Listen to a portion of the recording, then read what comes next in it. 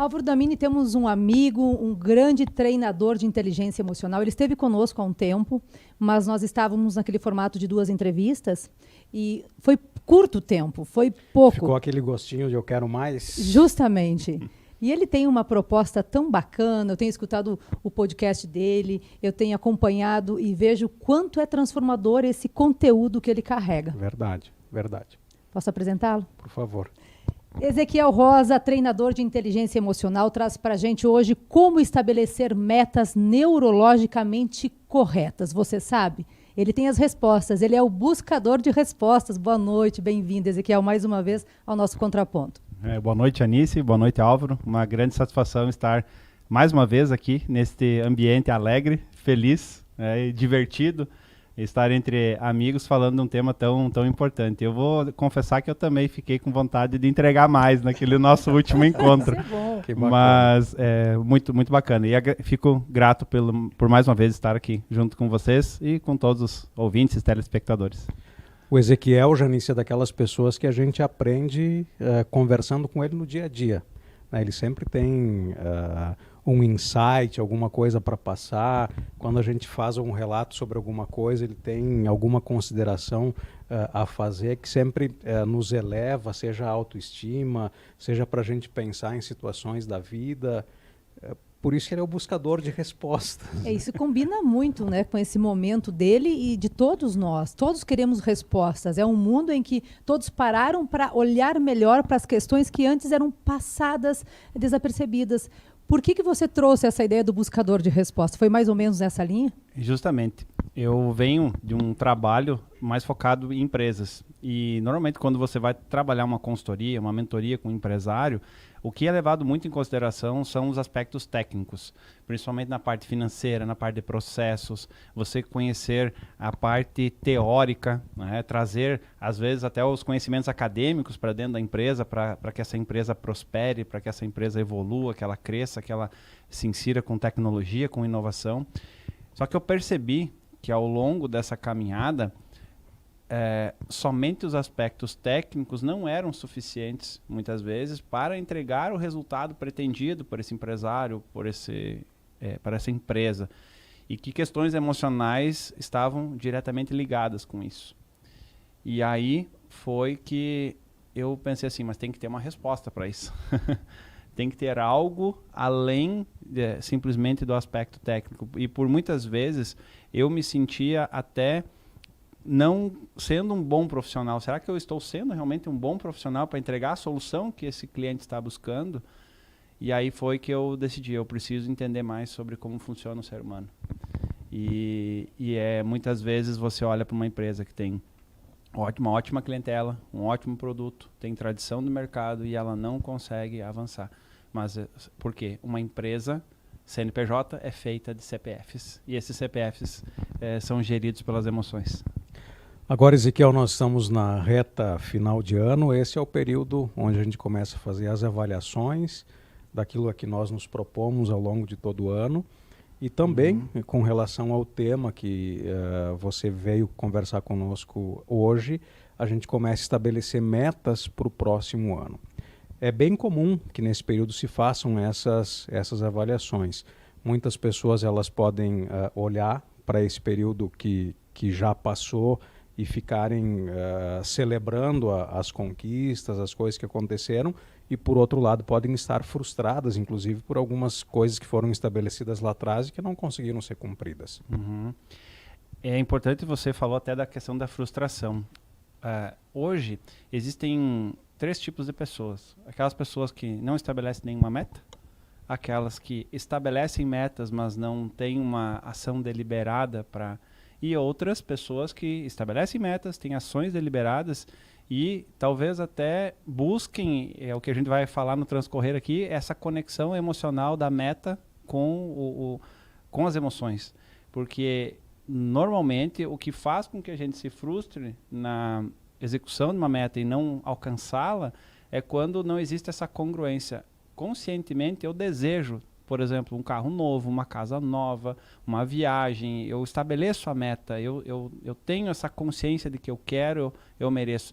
Mas muitas vezes ela não se materializa, por quê? Porque lá no nosso inconsciente existem memórias com relação a merecimento, com relação a dinheiro, com relação aos recursos, porque toda meta, um dos quesitos é o recurso. Como que você vai patrocinar essa conquista?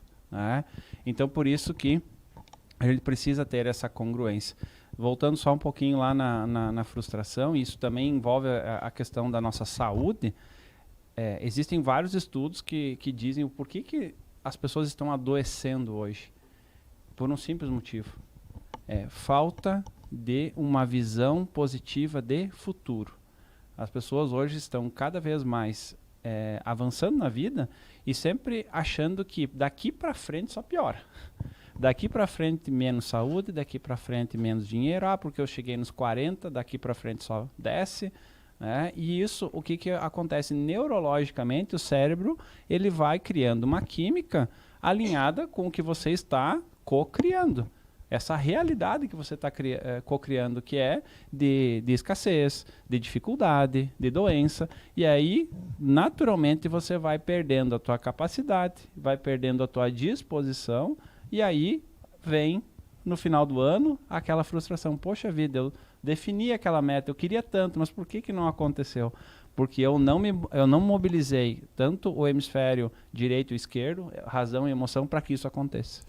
O Álvaro toca nesse assunto que é bem pertinente para essa época, porque muitas pessoas pensam até bobagem nesses 2 últimos meses do ano e tem grandes incidências de depressão, principalmente. Com certeza. Que chega um momento que daí tu para e diz mais um ano. E aí? Aí entra aquilo que você falou. Já fiz 40, já fiz 45, já fiz 30, já fiz... E não terminei a faculdade, e isso, não aquilo.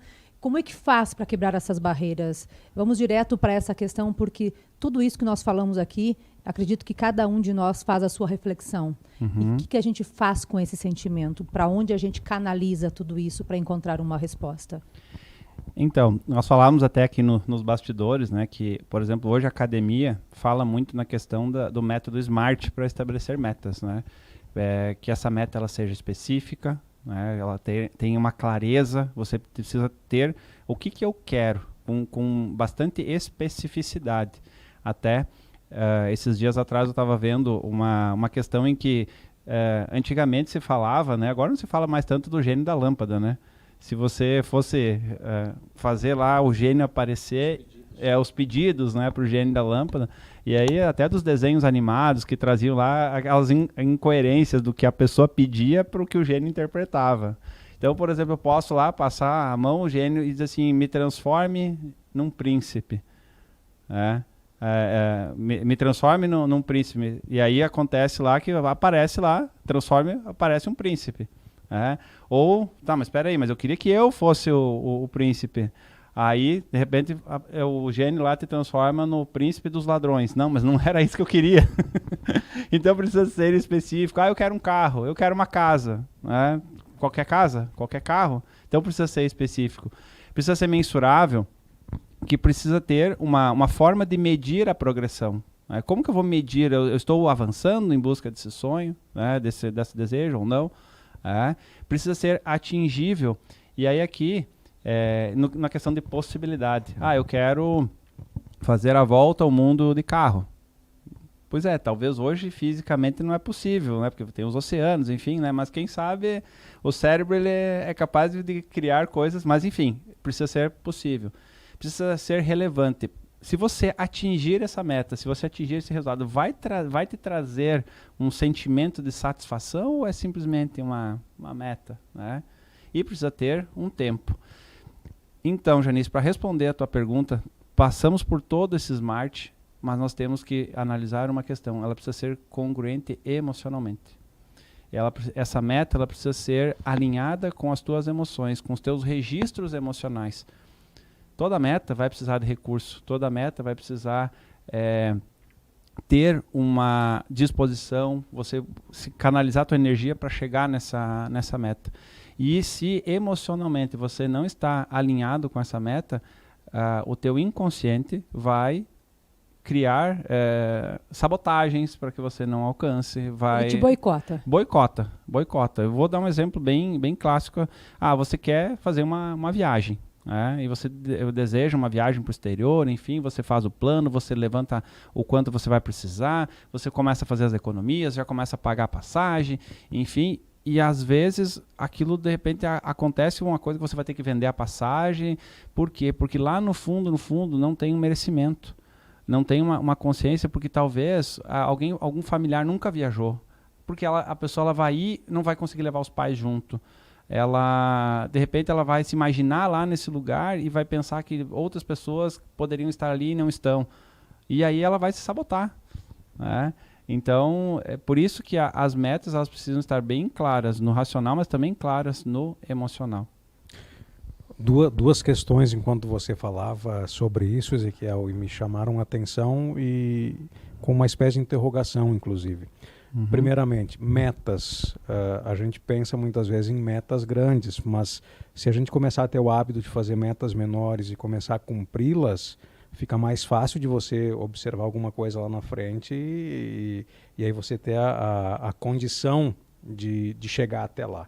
Porque você se habituou a estabelecer metas e a cumpri-las. E a segunda questão, essa virada de chave para as pessoas que não se acham merecedoras. O que elas têm que fazer para virar essa chave e começar a obter todo esse desempenho que elas podem alcançar? Nessa questão de você praticar o ato de definir metas e objetivos, ok. Só que neurologicamente, o cérebro ele não distingue uma meta pequena de uma meta grande. Por isso que dizem pensar pequeno e pensar grande é o mesmo serviço. O que faz com que a gente realize as metas grandes ou pequenas é a nossa capacidade e a nossa disposição, mas alinhada com a nossa permissão emocional. Então, para toda meta, ele vai precisar capacidade, vai precisar disposição e vai precisar permissão. Capacidade, se você não tem, facilmente a gente resolve fazendo um curso, um treinamento, contratando uma mentoria, enfim, capacidade se resolve facilmente. Disposição tem a ver mais com a parte fisiológica, o teu corpo, tuas vitaminas, a tua saúde, como é que está. Então, se você for buscar um nutricionista, buscar um acompanhamento médico, facilmente você vai resolver essa questão, né, da tua... Mas a questão da permissão é que muitas vezes bloqueia. Eu quero uma meta maior, mas acho que eu vou fazer uma menorzinha para não me frustrar, né? E existe um termostato emocional que talvez não deixa com que a gente vá para baixo, né? Tem um piso ali que você não passa daquilo, mas também tem um teto. E aí o que acontece? Toda vez que você bater no teto, vai acontecer alguma coisa para te desestimular. Toda vez que você bater no teto, vai acontecer. E aí vem aquela questão, então eu já vou planejar pequeno, né? Então, o que você precisa? Você precisa trabalhar as tuas emoções, você criar a visualização desse teu sonho, dessa tua meta e se imaginar nele lá. Qual o sentimento, vivendo aquele sonho, vivendo aquele carro novo, qual que é o cheiro desse carro, qual que é a cor desse carro, e se sentir bem com isso. Porque aí o cérebro vai pensar assim, poxa vida, olha só, ele está visualizando. Se eu vi, eu criei, porque o nosso cérebro trabalha com imagens.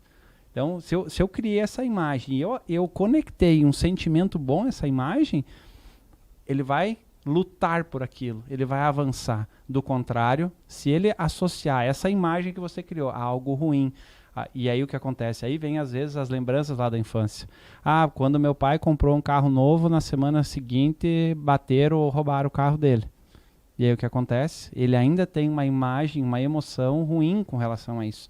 E ele não luta por um carro novo.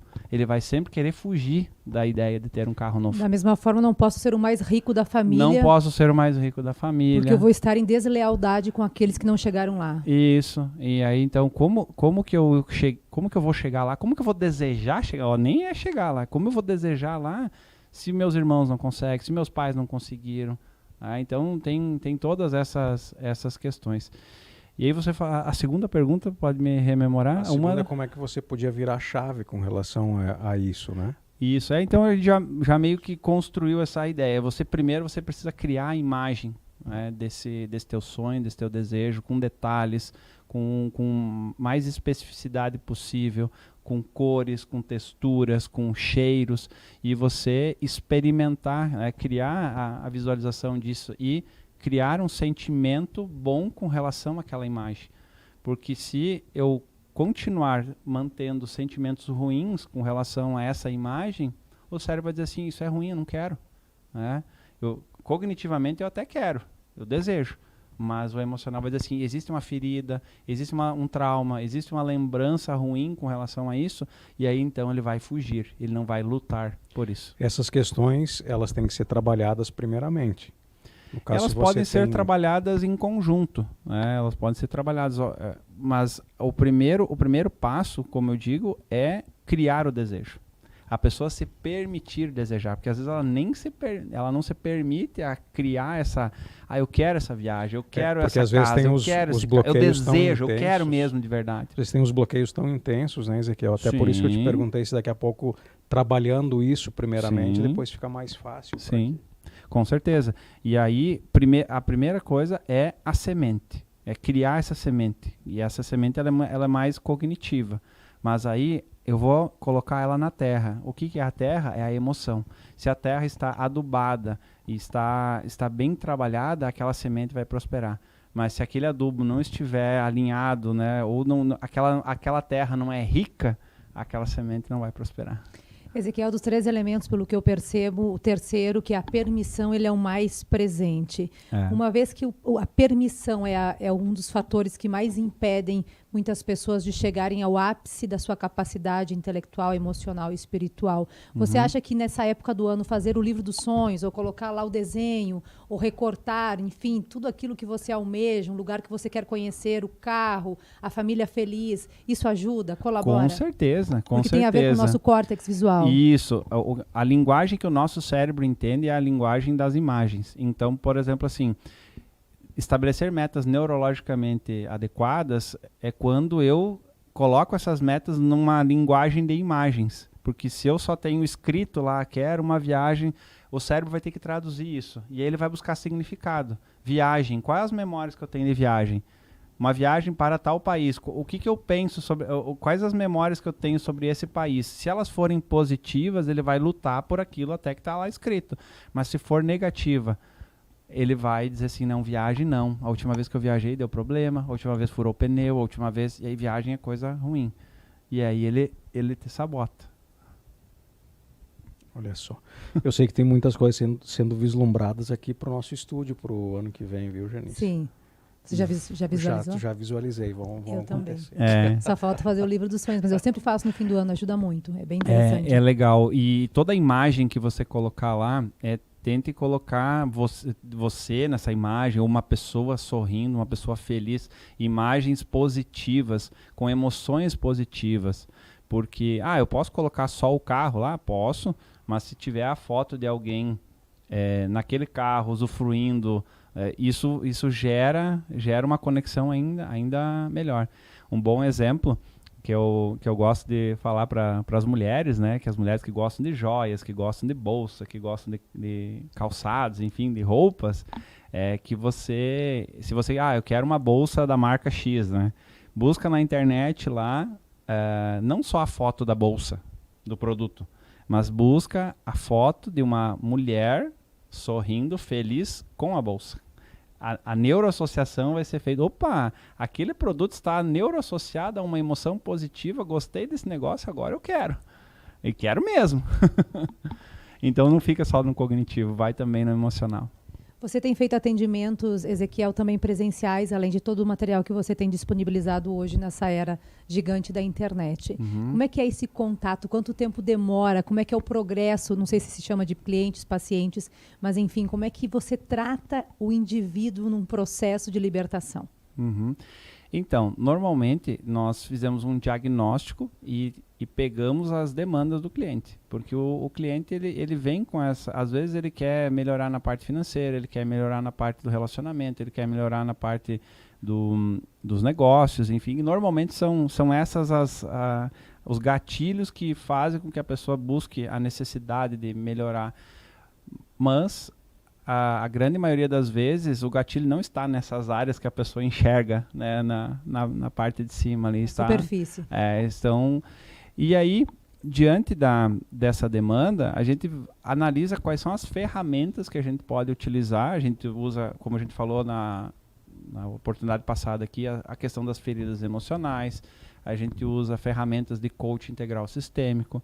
Nós usamos alguns protocolos também de cuidado emocional ou de núcleo emocional, porque todos nós temos um núcleo emocional. E esse núcleo emocional ele tem algumas camadas. E a forma com que eu interajo com o mundo pode permitir que outras pessoas tenham uma invasão no meu núcleo emocional, e eu também posso invadir o núcleo emocional de outras pessoas. Então, muitas vezes a gente pensa assim, eu não estou conseguindo prosperar, não estou conseguindo realizar meus sonhos, porque outras pessoas estão interferindo no meu núcleo emocional. Mas as pessoas não se dão conta que muitas vezes o que tira a disposição delas é porque elas às vezes estão interferindo muito no núcleo das outras. Tira a energia delas porque ela está preocupada com o filho, ela está preocupada com o marido, ela está preocupada com isso, ela está preocupada com tantas outras situações que ela tira a energia. E como é que ela vai ter energia para alcançar o sonho dela? Como é que ela vai ter disposição para conseguir alcançar a meta que ela quer? Porque ela não se permite viver o sonho dela. Ela quer interferir. Interferir, eu vou dizer assim, às vezes até com disfarçado como proteção, sabe? Cuidar do filho, cuidar daquilo, mas será que precisa tanto cuidado assim? Será que precisa uma fuga muitas vezes. Isso, é uma fuga. Então, existem ferramentas para trabalhar a limpeza do núcleo emocional, tanto interno quanto externo, diminuir o perfil controlador, diminuir o perfil vingativo. Então, tem várias questões aí que interferem, né, nessa questão emocional. Que aí, quando você consegue entender como funciona o teu núcleo, conseguir entender quais são as feridas emocionais, as emoções disfuncionais que estão acompanhando com você e que estão impedindo a conexão entre esse teu sonho, né, aí a gente consegue liberar muito facilmente. É rápido? Vai depender como eu digo assim, da profundidade desse registro emocional, né? O quanto... Mas em um ano ela consegue? Consegue. Consegue, sim. Legal. Agora, sobre essa questão, Ezequiel, ainda das metas que as pessoas começam a estabelecer, você falava que é a mesma situação você pensar uma meta pequena que uma meta grande. Uhum. Eventualmente, às vezes, para você atingir uma determinada meta, você precisa de uma certa paciência, inclusive, porque são processos que eles vão acontecendo. E nós estamos numa sociedade hoje que é muito linkada com o imediatismo. Sim. Como é que a gente faz para contrabalançar essas questões? Então, hoje as pessoas elas estão muito assim ansiosas, né? Às vezes por vezes até depressivas. E essa ansiedade, essa questão, ela está muito relacionada até à frustração de talvez não atingir alguma meta, né? Dela ser, então, já que eu planejo e não alcanço, então vou deixar a vida me levar, né? Mas assim, o que vai fazer a pessoa trabalhar essa ansiedade, às vezes até essa depressão, é criar uma visão positiva de futuro. Aquilo que a Janice falou anteriormente, do quadro dos sonhos, mural dos sonhos, outras técnicas chamam de visão extraordinária. O que você quer, o que você pretende e obviamente o que vai determinar o tempo disso é quando você consegue criar mecanismos para resolver aquela ferida emocional que está te atrapalhando. Porque é o seguinte, a partir do momento que você toma consciência e consegue resolver, é muito rápido. E aí, muitas pessoas, nossa, mas como é que o Álvaro conseguiu da noite para o dia? Do nada. Não foi do nada. Como é que a Janice... Não foi do nada. Pode ter sido de repente, mas do nada não foi. Quando tá com a cabecinha lá no travesseiro, só Deus sabe, né, o que tá passando, o que a gente tá trabalhando. E olha só, e é tão legal você trabalhar, quando você trabalha essa questão da permissão, que as coisas acabam acontecendo. Por exemplo, você tinha o sonho de um carro, enfim, e aí você olha para o teu extrato bancário, sei lá, para as tuas possibilidades, e você não vê a possibilidade disso. Mas quando você começa um processo de autoconhecimento, de permissão, de liberação emocional, você ganha no sorteio do shopping o carro. Ele vem. Que incrível. Álvaro, vamos mandar um abraço para a Cirlei Correia, que está nos assistindo, agradecendo, porque ela está elogiando o nosso programa. Um grande beijo, Cirlei, e estamos te esperando. Ela que, inclusive, está convidada, já foi convocada para que ela venha aqui no estúdio. Exato, estou sabendo. Conhecer a equipe, enfim, ela sabe disso. Verdade. Um abração, Cirlei. Logo nos veremos, Cirlei. Um grande abraço. Obrigada por estar aí ligadinha conosco. Sabe que o Tony Robbins, ele tem uma questão do quadro, e ele tem, eu não lembro o nome, ele tem uma técnica que você... Swift, que você vê sem cor e depois você coloca cor, som. Eu me arrepio com essa técnica porque ela é muito especial. E se você abre o olho e piscar de olhos, né? Você deve explicar melhor isso. Eu acho muito interessante a técnica Swift. É uma técnica baseada na PNL, onde você faz uma reprogramação e você dá um novo significado para aquela imagem que é ruim. Então, mas isso é uma coisa que você vai fazendo, essa técnica, essa ferramenta, e ela vai liberando, aos poucos, vai dando um novo significado para aquela imagem. Aquilo que te remetia a uma memória ruim passa a ser uma memória boa. Então, por exemplo, assim, por mais difícil que foi a perda de um ente querido no passado, por mais dolorosa que tenha sido qualquer trauma, você pode trabalhar através da reprogramação um novo significado para aquilo. E aquilo ele vai continuar sendo seu, porque não tem como tirar, mas aquilo não vai mais te impedir de alcançar a meta. E aí, só rapidamente, algo que eu lembrei assim, desde a infância, às vezes os nossos pais eles não tinham tempo, ou eles estavam corridos, você de repente queria entrar num determinado local na casa e alguém dizia assim, não entra lá porque lá tem o bicho-papão. E aí a criança, opa, peraí, o que não... Mas às vezes não era porque... E aí, não é porque tinha um bicho-papão, porque não tinha o bicho-papão lá, né? E aí hoje, muitos medos, muitos bloqueios que impedem nós de alcançar nossas metas é que ainda a gente está achando que tem bicho-papão atrás da porta. Uau, que entrevista, está repercutindo muito a nossa entrevista. Um abraço também para o Trentin, lá da Trentin Agronegócios, ligadinho conosco. Obrigada, Trentin, você é um amigo muito querido. Já esteve conosco aqui, lá na Feitec também. E tem um conteúdo gigante também sempre para compartilhar. Olha só que bacana, muitos compartilhando dessa mesma ideia de pensar além, de conseguir se libertar para grandes projetos. Essa capacidade que todos nós carregamos, Ezequiel, ela é linda, mas como é triste às vezes se sentir no bloqueio de uma ação, não saber para onde vai.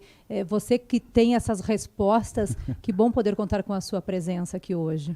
Muito, muito bacana, mais uma vez agradeço o convite e a gente fica muito lisonjeado de saber que a audiência está participando, está gostando, isso para nós é extraordinário. Bacana. Depois tem reprise, né, nas nossas plataformas, o programa fica salvo também no YouTube, obviamente vão sair os recortes aí dos insights que você passou. Ezequiel, muito obrigado pelas dicas, obrigado por ter compartilhado conosco também esse ano. Vamos nos ver muitas vezes ainda no 2024. Você vai estar conosco aqui no estúdio falando sobre esse trabalho tão magnífico que você vem fazendo. Então, obrigado. Tenha um bom final de ano, um bom início de 2024 também. Legal. Eu posso dar um último recadinho? Por favor. Então, me sigam lá no Instagram, o Buscador de Respostas, e no último post lá, ou melhor, no primeiro post lá, sobre a nossa entrevista, quem digitar a palavra metas, digita lá a palavra metas, vai receber um super presente aí num curso aí que a gente vai ter no dia 16 de dezembro. Nós vamos ter um curso completo no sábado, das 14 às 18 horas, como estabelecer metas neurologicamente corretas. Teoria e prática. Vale a pena, hein? Excelente, muito obrigada, Ezequiel. É sempre um prazer revê-lo. Você é um amigo muito querido, um talento dessa terra. Cumprimento sempre, tá? Por tudo isso que você vem plantando e cultivando com tanto carinho. Muito obrigado. Obrigado. Assim nós chegamos ao final do programa de hoje. O Contraponto retorna ao vivo amanhã, às 7h30 da noite. A todos vocês, obrigado pelo carinho, obrigado pela audiência. Até mais. Uma boa noite, um lindo início de semana. Nos vemos amanhã às 7h30. Tchau, tchau.